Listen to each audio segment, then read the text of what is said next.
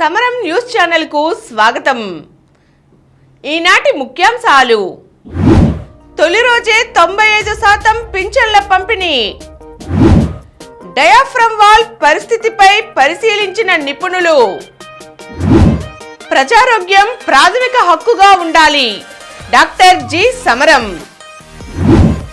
August 5 నుంచి 20 వరకు TET పరీక్షలు। జగన్ నివాసం వెనుక రోడ్డులో అడ్డంకుల తొలగింపు। కాషాయంపై పోరు, లోక్సభలో ధ్వజమెత్తిన రాహుల్। అమల్లోకి వచ్చిన కొత్త నేర చట్టాలు। ప్రమాదవశాత్తు గాల్లోకి చైనా రాకెట్। వెంకీ సరసన ఐశ్వర్య। దేవరకొండ రష్మికలతో సీమ కథ। యువ గుండెకు పోటు, ఇలా తింటే 10 కాలాలు పదిలమే। ఈరోజు వార్తలను చూద్దాం। డిప్యూటీ సీఎం పవన్ కళ్యాణ్ ఆదేశాలతో మిస్సింగ్ యువతి ఆచూకీ లభ్యం। ప్రజా దర్బార్లో డిప్యూటీ సీఎం పవన్ కళ్యాణ్ కు భీమవరానికి చెందిన శివకుమారి అనే మహిళ తన కుమార్తె కనిపించడం లేదని ఫిర్యాదు చేశారు। దీంతో యువతి మిస్సింగ్ వ్యవహారాన్ని సీరియస్ గా తీసుకున్న పవన్ కళ్యాణ్ మాచవరం పోలీస్ స్టేషన్ సిఐకి స్వయంగా ఫోన్ చేసి మాట్లాడారు। బాధిత మహిళను తన సొంత వాహనంలో స్టేషన్కు పంపించారు। పవన్ కళ్యాణ్ ఆదేశాలతో మాచవరం పోలీస్ స్టేషన్లోని పోలీసులు యువతి ఆచూకీ కోసం ప్రత్యేక బృందాలతో గాలింపు చేపట్టారు।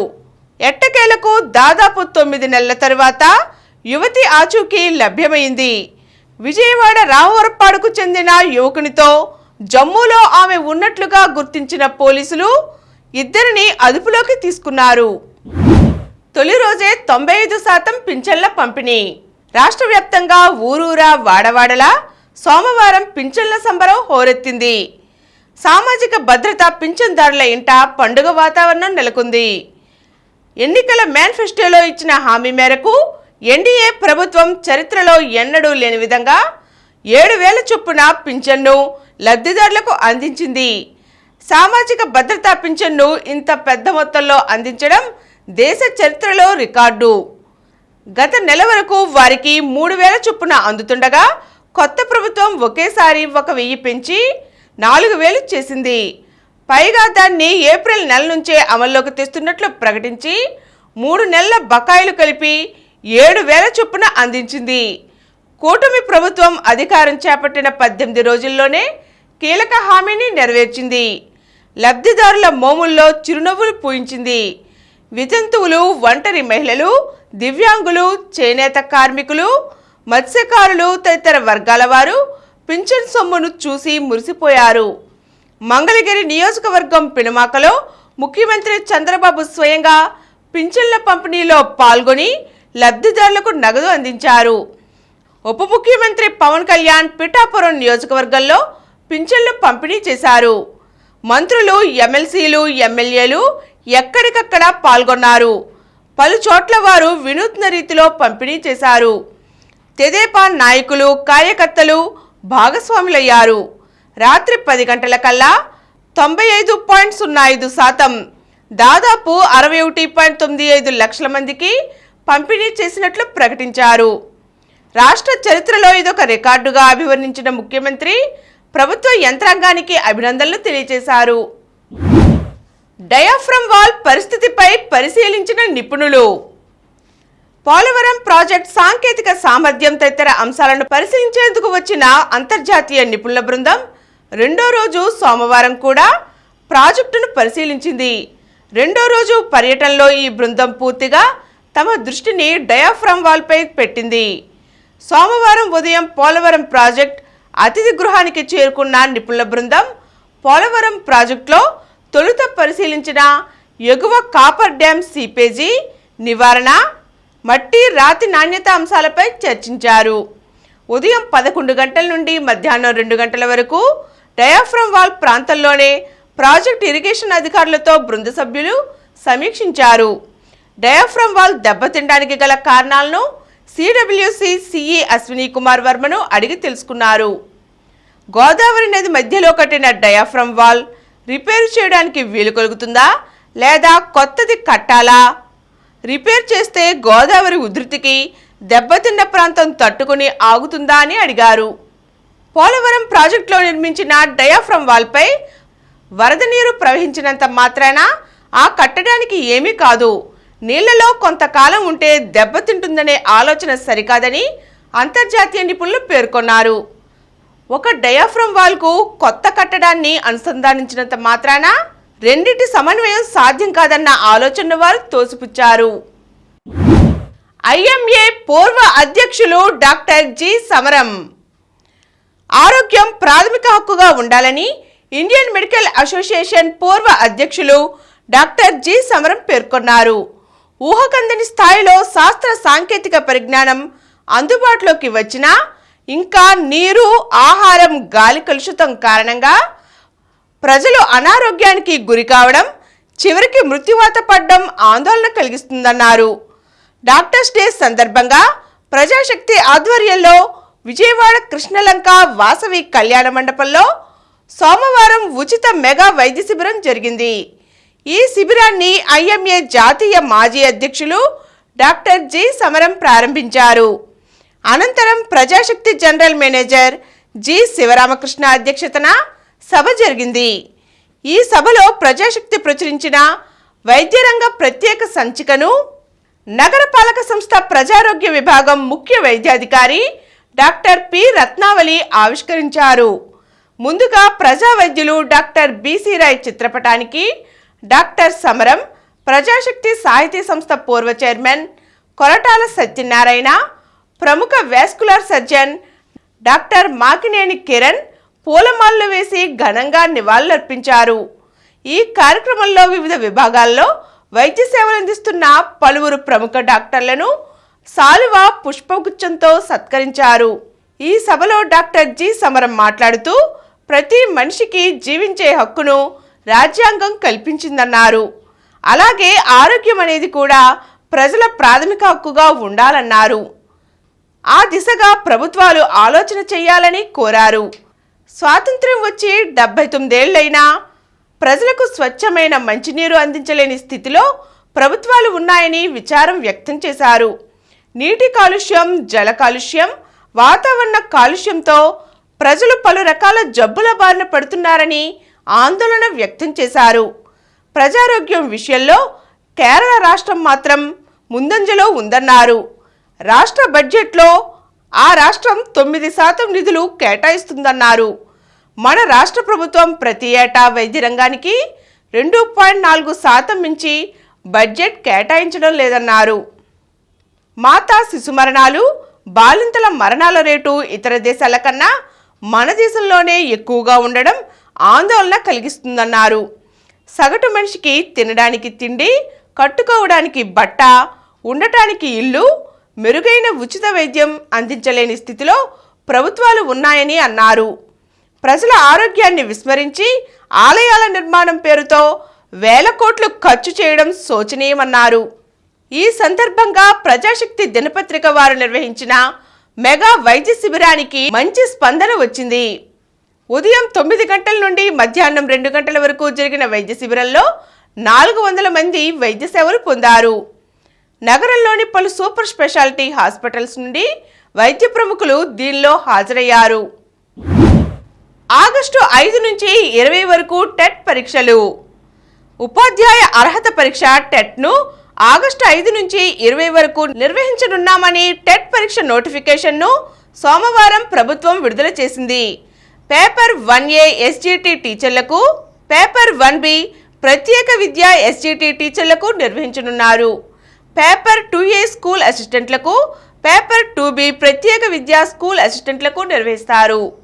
ట్రైన్డ్ గ్రాడ్యుయేట్, పోస్ట్ గ్రాడ్యుయేట్ టీచర్లకు ప్రత్యేకంగా ఆంగ్ల భాష నైపుణ్య పరీక్ష ఉంటుంది. సిలబస్, పరీక్షా విధానం తదితర వివరాలను నోటిఫికేషన్లో పేర్కొన్నారు. టెట్ దరఖాస్తు రుసుమును ఈ నెల 3 నుంచి 16 వరకు, దరఖాస్తుల సమర్పణకు 4 నుంచి 17 వరకు అవకాశం కల్పించారు.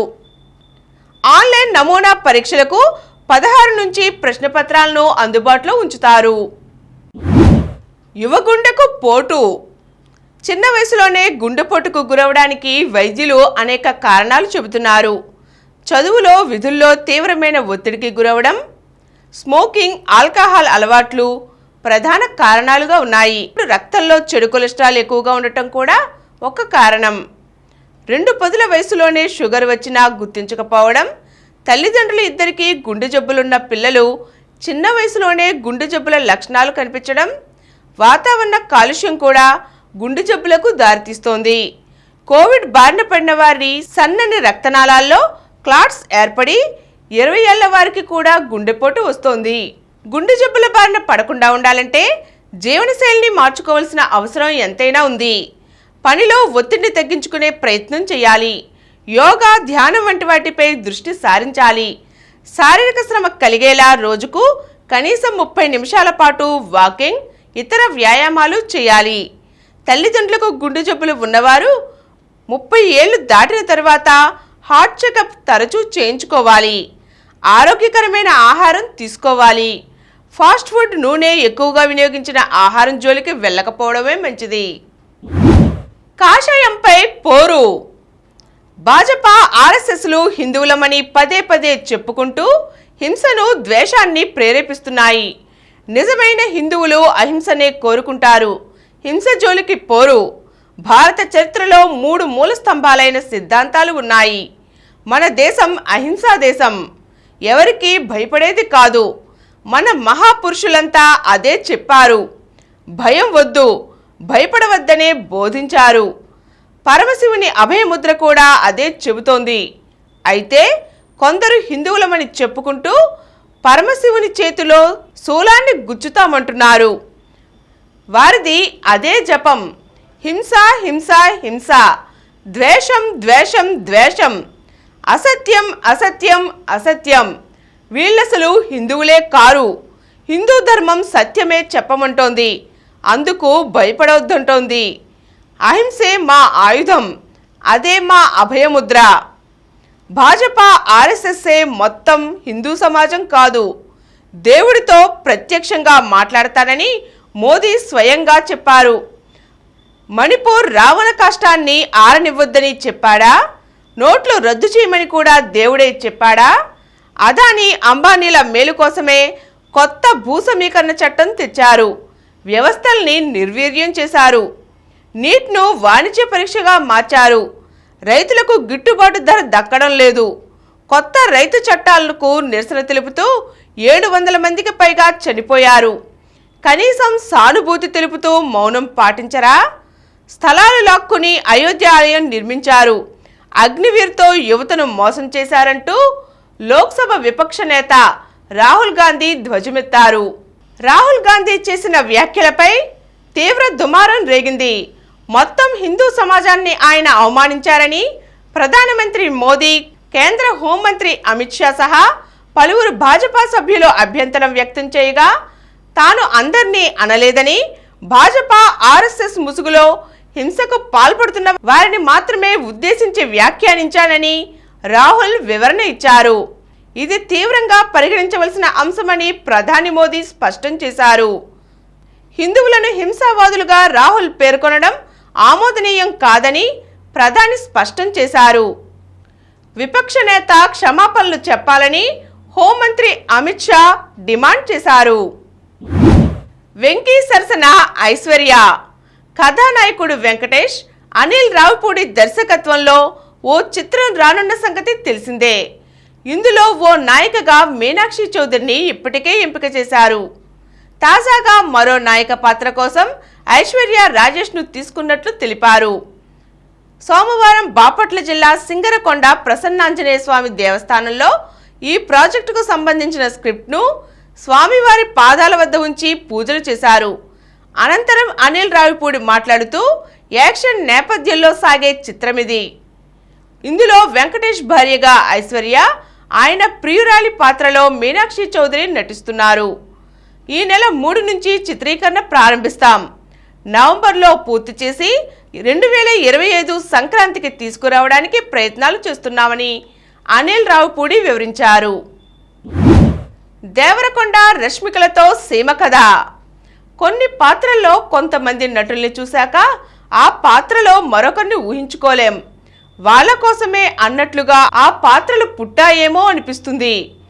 పుష్ప పాత్రలో అల్లు అర్జున్ని, శ్రీవల్లి పాత్రలో రష్మికని చూస్తే అదే అభిప్రాయం కలుగుతుంది. సీమ యాస, ఆ ఆహార్యం ఎంతో సహజత్వాన్ని తీసుకువచ్చాయి. రెండో భాగంలోనూ మళ్ళీ ఆ పాత్రలతో సందడి చేయనున్న ఈ ఇద్దరి కోసం ప్రేక్షకులు ఆసక్తిగా ఎదురుచూస్తున్నారు. అయితే రష్మిక పుష్ప 2 తరువాత మరోసారి సీమ సింగారంతోనే తెరపై సందడి చేయనుంది. విజయ్ దేవరకొండ కథానాయకుడిగా రాహుల్ సాంకృత్యాన్ దర్శకత్వంలో ఓ పీరియాడిక్ చిత్రం రూపొందనున్న సంగతి తెలిసిందే.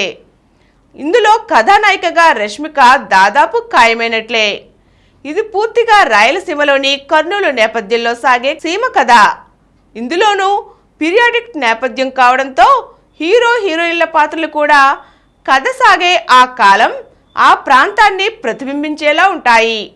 శ్రీవల్లి పాత్ర నుంచి బయటికి రాగానే రష్మిక మరోసారి సీమ పాత్రలో సందడి చేయనుంది. అమల్లోకి వచ్చిన కొత్త నేర చట్టాలు. కొత్త నేర న్యాయ చట్టాలతో కేసుల దర్యాప్తు, విచారణలో వేగం పెరిగి సత్వర న్యాయం అందుతుందని కేంద్ర హోంమంత్రి అమిత్ షా తెలిపారు. ఎఫ్ఐఆర్ నమోదు దశ నుంచి సుప్రీంకోర్టు స్థాయి వరకు 3 ఏళ్లలోగా కేసుల పరిష్కారం జరుగుతుందన్నారు. దీనివల్ల నేరాల సంఖ్య తగ్గిపోతుందని, నమోదైన కేసుల్లో 90% వాటికి శిక్షలు పడతాయని పేర్కొన్నారు. భారతీయ న్యాయ సంహిత, భారతీయ నాగరిక సురక్షా సంహిత, భారతీయ సాక్ష్య అధినియం సోమవారం నుంచి అమల్లోకి వచ్చాయి. ఈ సందర్భంగా ఢిల్లీలో అమిత్ షా మీడియాతో మాట్లాడుతూ కొత్త చట్టాల ఆవశ్యకతను, ప్రాధాన్యతను వివరించారు. ప్రమాదవశాత్తు గాల్లోకి చైనా రాకెట్.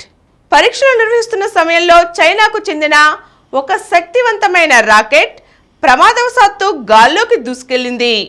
అది ఒక పర్వత ప్రాంతంపై పడింది.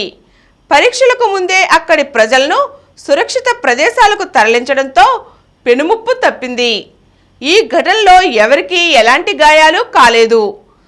టియాన్లాంగ్ 3 అనే ఈ రాకెట్ను చైనాకు చెందిన ప్రైవేట్ అంతరిక్ష సంస్థ స్పేస్ పైనీర్ రూపొందించింది. అందులో 9 ఇంజిన్లు ఉంటాయి. చైనాలోనే అత్యంత శక్తివంతమైన రాకెట్గా దీన్ని పేర్కొంటున్నారు. జగన్ నివాసం వెనుక రోడ్డులో అడ్డంకుల తొలగింపు.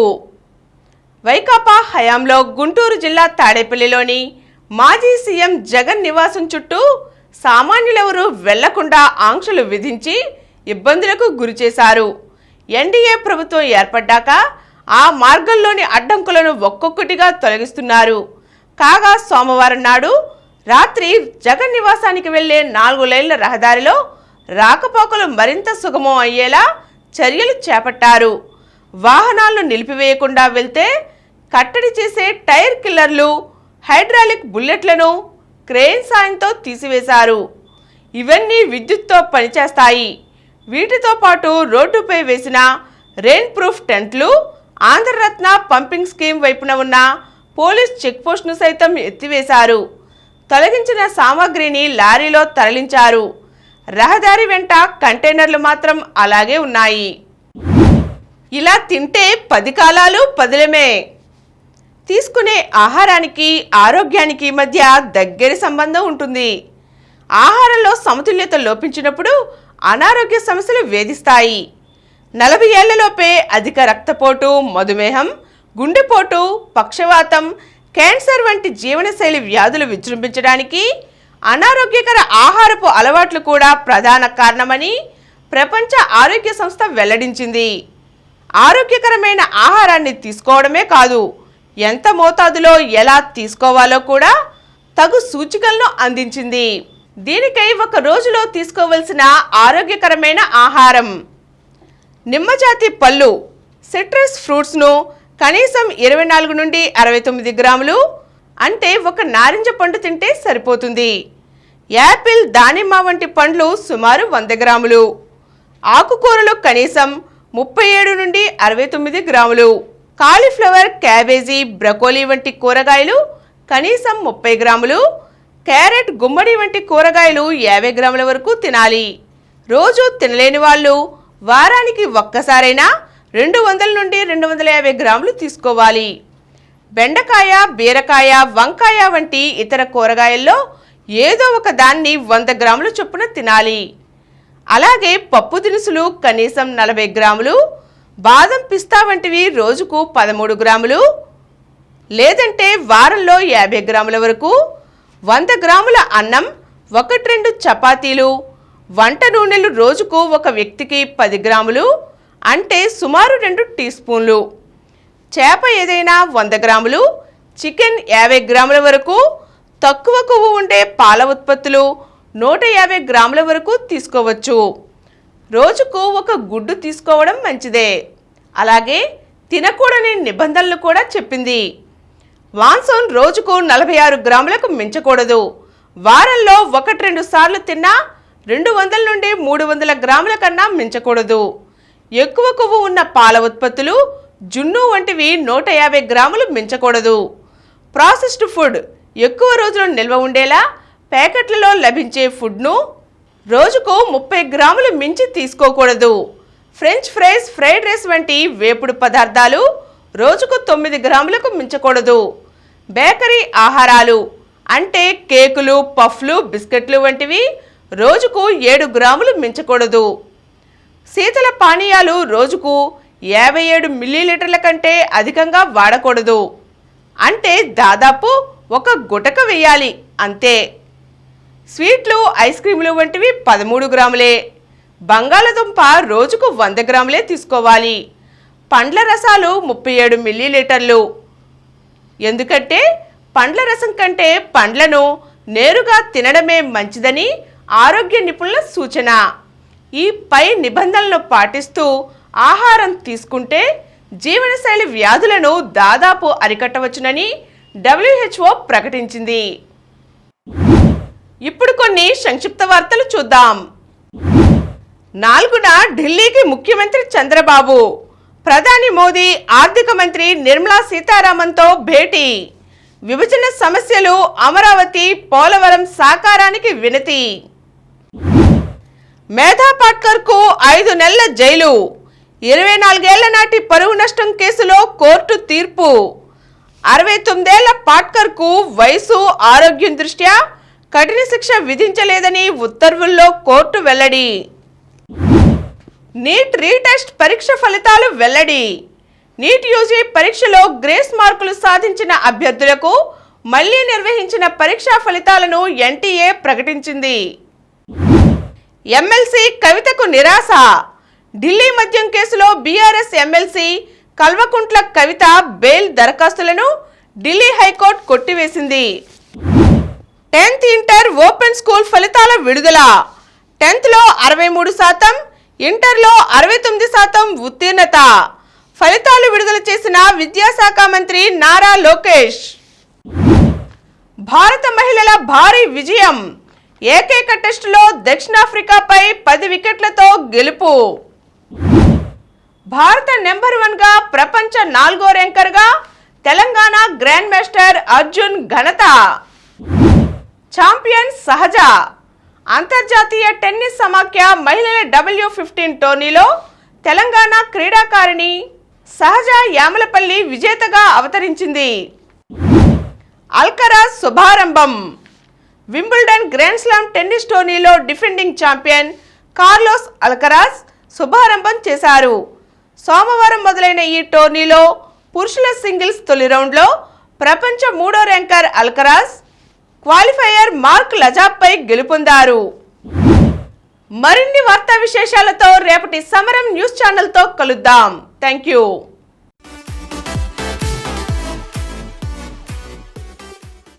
ప్రతిరోజు వార్తా విశేషాల కోసం అనతి కాలంలోనే 20 కోట్ల వ్యూస్ సాధించిన డాక్టర్ సమరం మల్టీ ఛానల్ నెట్వర్క్ సమర్పించు సమరం న్యూస్ ఛానల్కు సబ్స్క్రైబ్ చేయండి, లైక్ చేయండి, మీ ఫ్రెండ్స్కి షేర్ చేయండి.